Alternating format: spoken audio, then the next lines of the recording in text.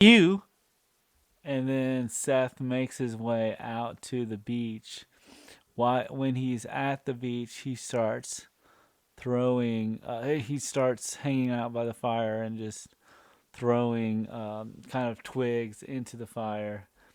And why he's throwing twigs at the fire and kind of sitting there or standing there kind of at the fire, and there's these two kind of valley kids show up and start pushing around Seth and saying, "Go home, geek. Yeah, we don't need you anymore. Don't need you in here." And they start kind of you know you know tossing Seth around, and they grab Seth and try to kind of yank him by yank him by his ankles.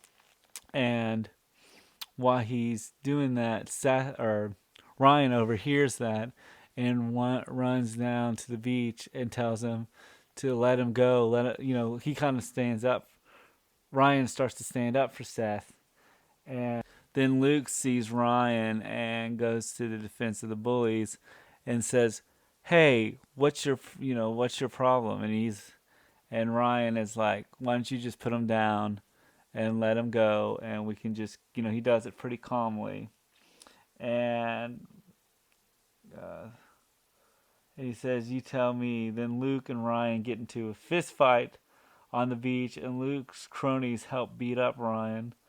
Luke kicks Ryan in the stomach, and he says the most famous lines of the OC television series, where he says, "Welcome to the OC, biatch." And this is how it's done in Orange County. And Seth and Ryan, beaten and bruised,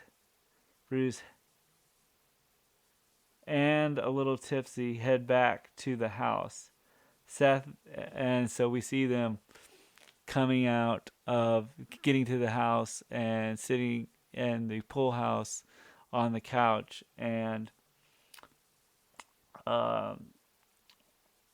and Seth is very impressed, is amazed on how well Ryan handled himself in the fight and had Seth's back, and how it was not exactly how he wanted to make his first impression with Summer.